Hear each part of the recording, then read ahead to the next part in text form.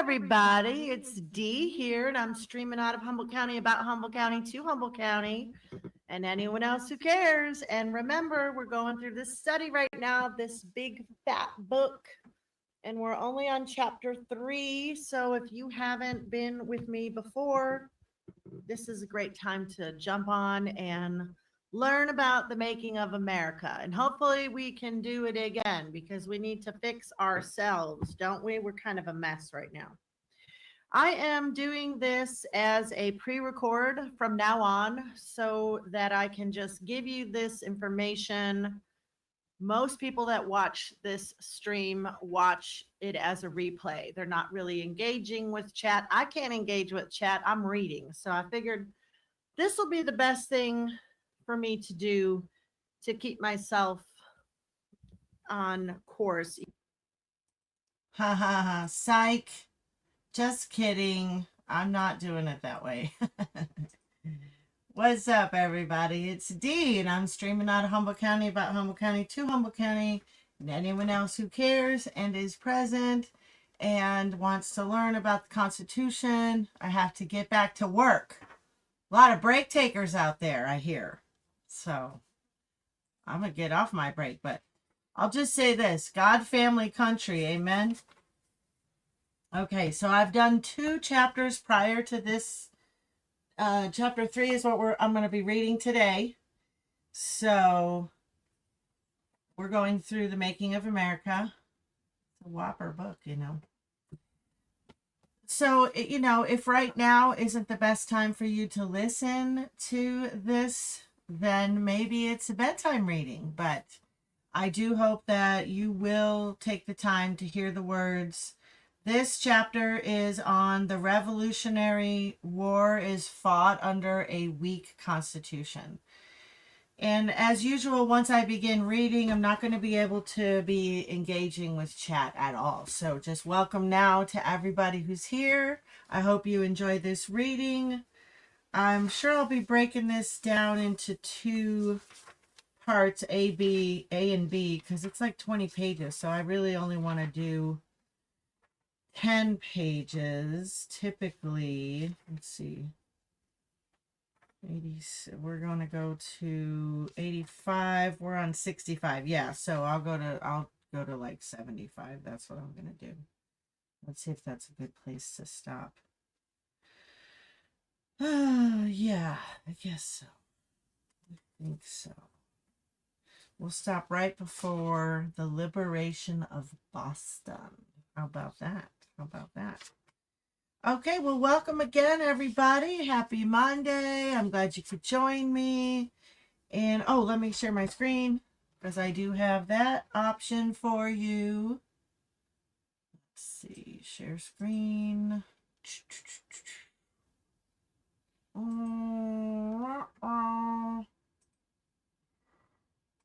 Constitution.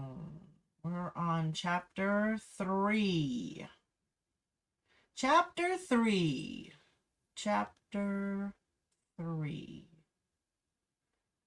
Aha.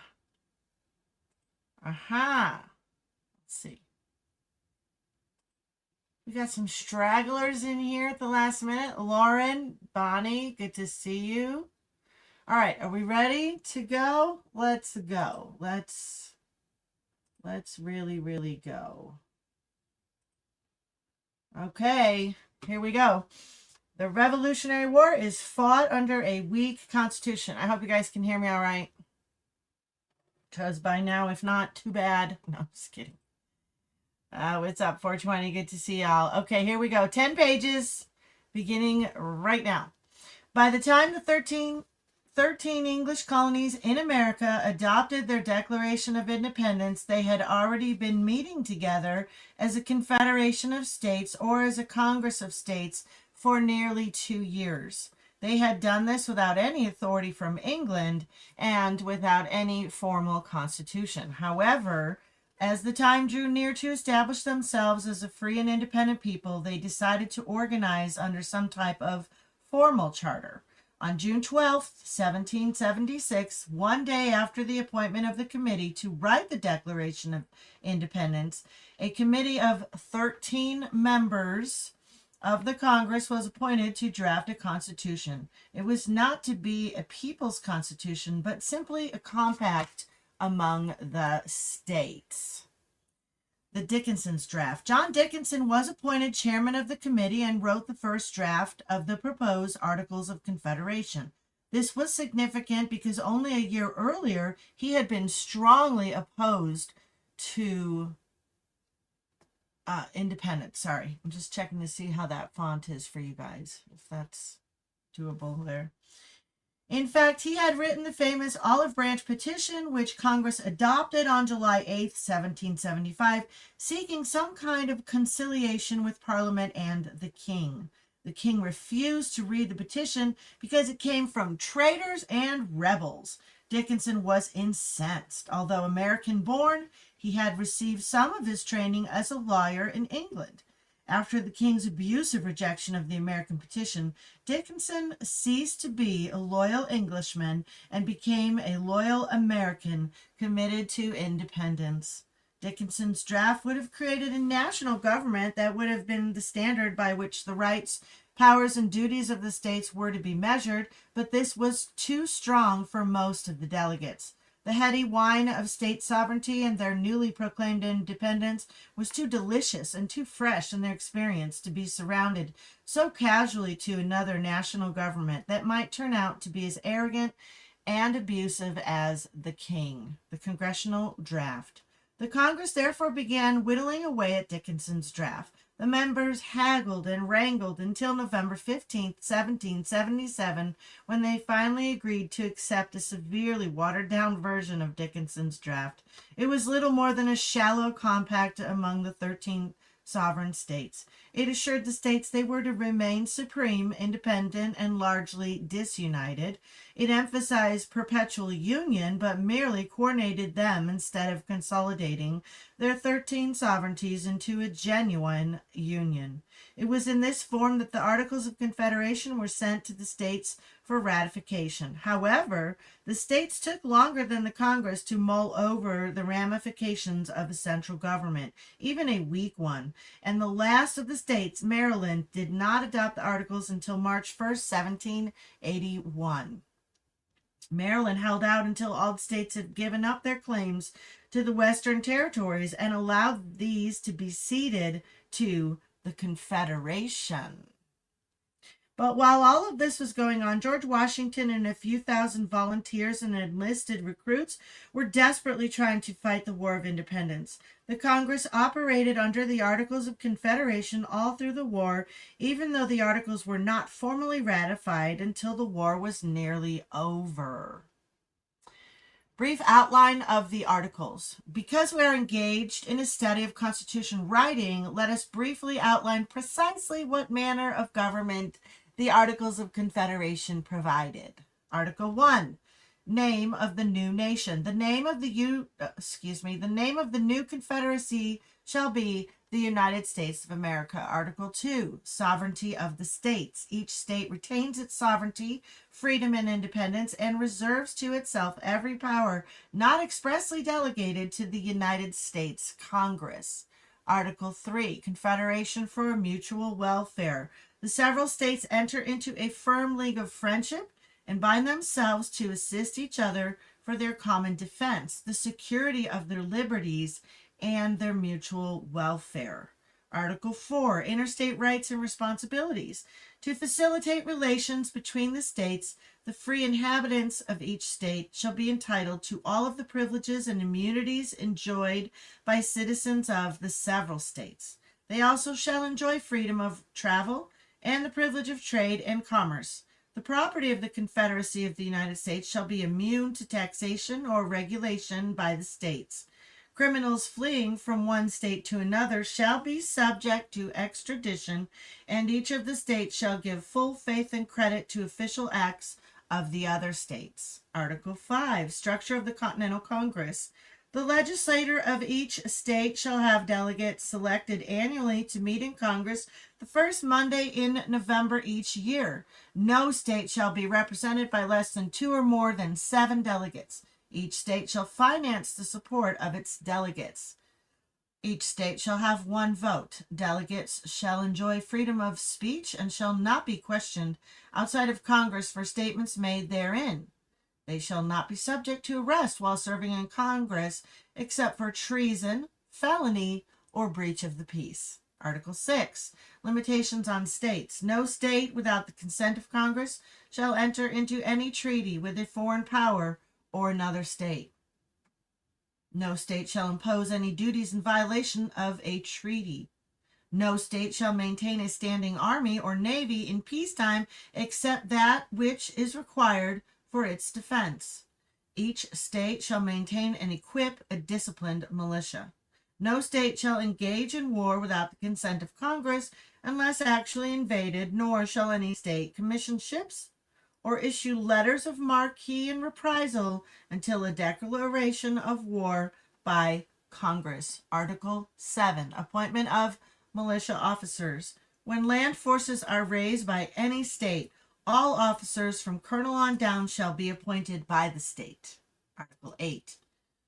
Meeting cost of the war. The expenses of any war shall be paid for out of the treasury of Confederacy, which shall be funded by the states in proportion to the value of the land within each state. Article 9. The Congress shall have the following powers: to determine peace and war, receive ambassadors, negotiate treaties, set rules for captures and prizes on land and water, grant letters of marque and reprisal in peacetime, appoint special courts for trials of piracies and crimes on the high seas, and to determine final appeals on captures. It shall also settle disputes between states over boundaries and the private right of soil claimed under different grants. It shall fix the value of coin struck by their own authority or any of the states. Fix the standard of weights and measures. Regulate trade with Indians not members of any state. Establish post offices. Appoint all officers of the Army and Navy except regimental officers who shall be appointed by the legislature of each state. Make rules for the regulations of the armed forces. The Congress shall have authority to appoint a committee of the states to manage the affairs of the United States while Congress is recessed, to appoint other committees as needed, to appoint a presiding officer of the Congress, to appropriate funds for the payment of debts, to borrow money or emit bills on the credit of the United States, to make requisition on the states for military manpower and money proportionate to the number of white inhabitants. The vote of 9 states shall be required to declare war, grant letters of marque and reprisal in peacetime, enter into any treaties or alliances, coin money and regulate the value thereof, set up a budget, emit bills of credit, borrow money, appropriate money, determine the strength of the Army or Navy, or appoint a commander-in-chief of the Army or Navy. A minority may vote to adjourn from day to day, but a majority of 7 of the states must approve any other action between those enumerated in the above paragraph, which requires 9. Article 10, Committee of the States. While Congress is in recess, the Committee of the States or any 9 of the states shall be vested with powers to act on behalf of the Congress. However, none of the powers enumerated above, which require the approval of 9 states, shall be delegated to the committee. Article 11, Invitation to Canada. Iris. Canada, on her own violation, may join the United States as an equal member, but no other colonies shall be admitted without the consent of at least 9 states. Article 12, Past debts to be honored. The new Confederation pledges that it will honor all bills of credits, debts, and contracts entered into by the Congress before these Articles of Confederation become operative. Article 13. Amendments require unanimous approval. No changes shall be made in these articles without the unanimous approval of all the states. The delegates further pledge on behalf of their respective states that these articles shall constitute a perpetual union, stated 4 times! Exclamation point. And each state pledges to uphold and support the decisions of Congress. What was not provided? In peacetime, the provisions of the Articles of Confederation may have held up fairly well for a considerable number of years. However, under the exigency of the Revolutionary War, their weakness became glaringly apparent almost immediately. First of all, they did not provide for any executive to speak with one voice for all of the states in time of emergency. Second, they did not provide for a federal judiciary with general jurisdiction to handle federal cases other than those involving boundary disputes, privacy, and crimes on the high seas. Third, they did not provide for any means of enforcing the decrees of Congress except by sending out an army to declare war on an offending state. Fourth, they did not provide for any power to regulate interstate commerce. After the Revolutionary War, this problem became the fuse which could have blown the United States to pieces. Fifth, they did not provide for any power to regulate foreign commerce except through treaties with foreign nations. Worst of all, they did not provide any power to tax. This left the Congress and its armed forces completely dependent upon the states to voluntarily meet their assessments, which they did not. What the Congress was seeking was something they could accept as a tolerable working relationship among the states. What they ended up with was a philosophical form of Republican principles which was too close to anarchy. On the political spectrum, it would look something like the diagram below. In spite of their deficiencies, however, the articles were brilliant as far as they went. They actually contained some of the most essential elements that were later incorporated in the Constitution of 1787. Nevertheless, it was the lack of those 6 missing powers listed above which almost proved the undoing of the 13 loosely federated American states. The British leaders quickly perceived the weakness of the American political structure and recognized the well-nigh hopeless task of mobilizing the resources of people trying to operate as 13 independent sovereign states. In fact, from the Crown's point of view, this ridiculous charade of so-called American independence seemed like nothing more than the arrogant impudence of a colonial tributary. King George and the Parliament were determined to pull the wayward Americans back into the British fold, regardless of the cost in blood and treasure. Several times they almost succeeded. Washington's anguish in trying to survive under these articles. The war lasted 8 long, weary years. The greatest frustration for the armies in the field was the stubborn reluctance of the prosperous states to fill their assessments of men, food, money, and arms, which had been assigned to them by Congress. And there was nothing the Congress could do but plead. The articles gave them no enforcement power whatever. This left the men on the battlefield who were doing the bleeding and the dying too few in number, too exposed to the freezing cold with too few guns to share, too little clothing, too few tents and blankets to cover them, too few rounds of ammunition for fighting, and often too many fronts on which to fight with such meager, miserable resources. But the Revolutionary War demonstrated what strong men and women will do for the cause of liberty. They tenaciously pushed forward their fierce struggle in spite of the thousands of loyalists who deserted to the British side, and despite those Americans of low character who used the war as a feeble excuse for profiteering and wealth building.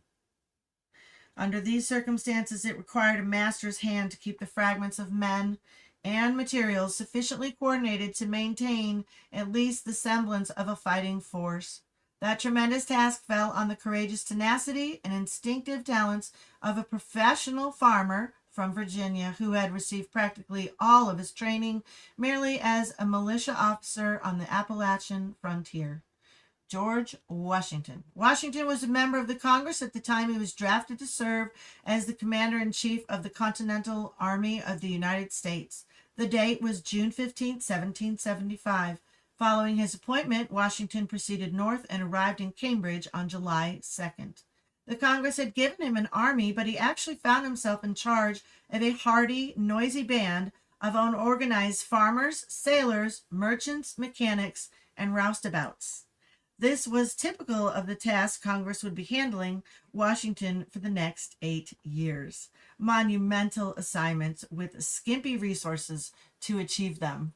Washington learned that this ragtag army had done some rather incredible things, but in a non-military and unprofessional way.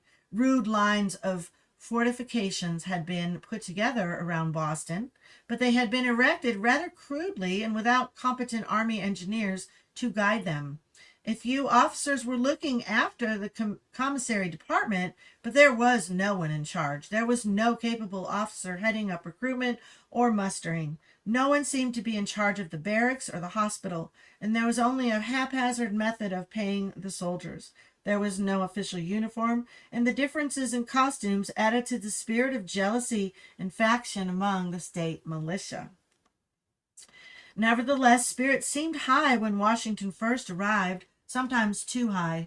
In the ranks were some 1,500 backwoodsmen from the wilderness country of western Virginia, Maryland, and Pennsylvania. They were rugged characters, and at this stage of the war, a nuisance to Washington. Many of them were over 6 feet in height and born to the woods frontier fighters. Many had marched or ridden hundreds of miles to join the siege at Boston. They came to fight, not to do guard duty. They resisted the boring routine of military discipline and practicing exercises in the martial arts. After all, Captain Daniel Morgan and his men had ridden 600 miles in 21 days because they thought Massachusetts had an emergency situation. All they found at Cambridge were several thousand rustic busily engaged in boring militia drills, followed by long periods of idleness. This was largely due to the fact that the British commanders were not in the mood to fight after the loss of more than 1,000 men at the Battle of Bunker Hill. In fact, General Gage had lost his commission because of it. For the time being, the British command was willing to sit it out. Meanwhile, these frontier fighters were anxious to show their prowess. They had brought along their Kentucky rifles and barrels 5 feet long.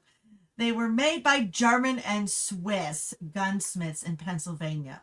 While the Massachusetts musket men with their Brown Bess muskets were lucky to hit a man at 60 yards, the noisy, hard-riding hooligans from the wilderness were able to carefully aim their Kentucky rifles and put ball after ball into a 7-inch target at a range of 250 yards.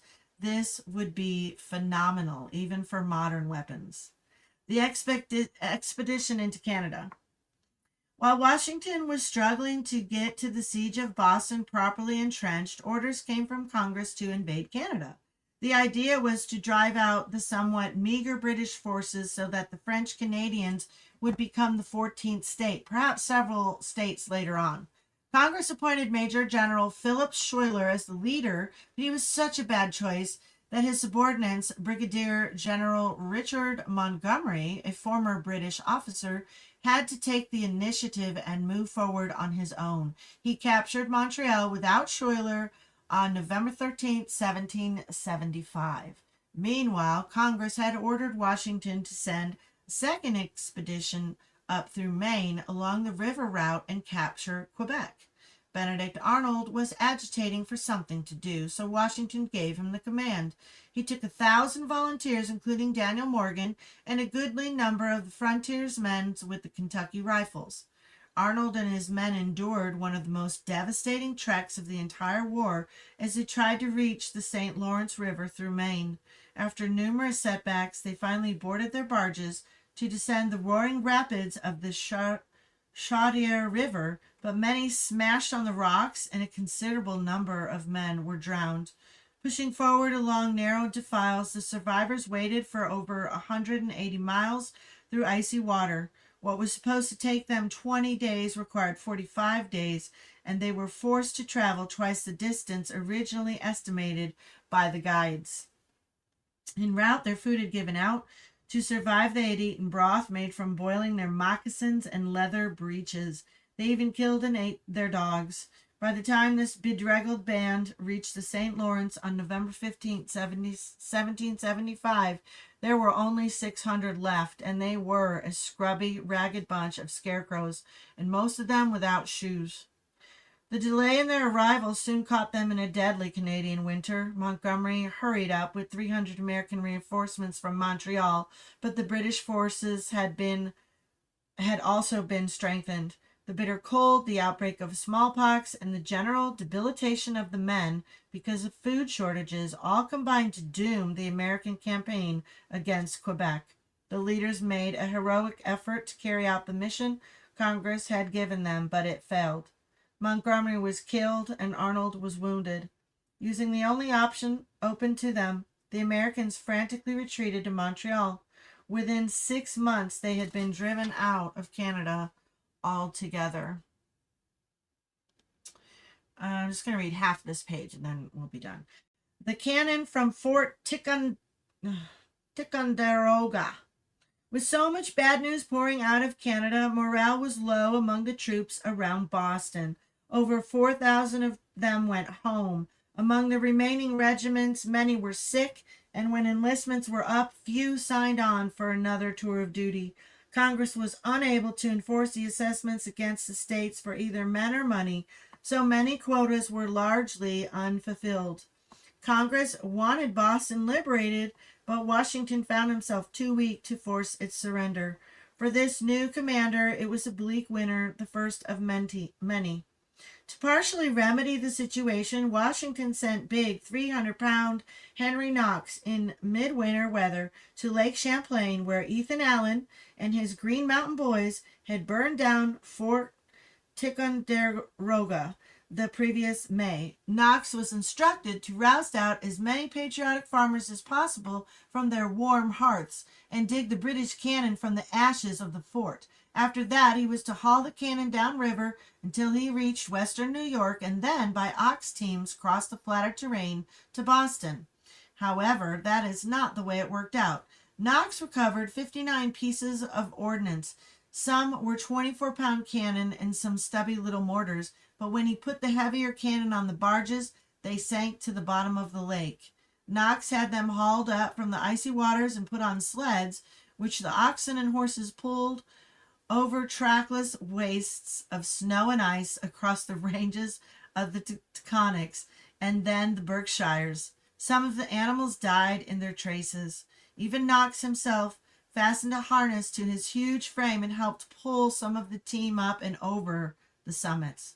On January 18th, the weary convoy struggled into the Boston siege camp, and Washington was jubilant.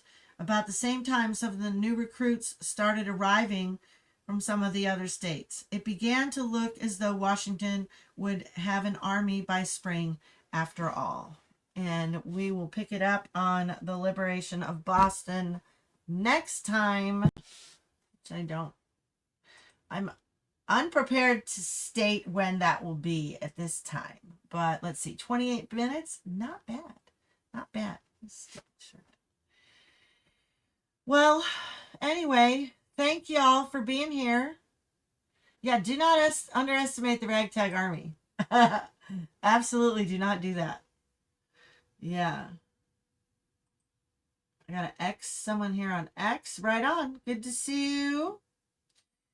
Thank you guys for being here today. I don't know when I'll see you again, but I'm glad I did get off my break because there's too many break takers apparently.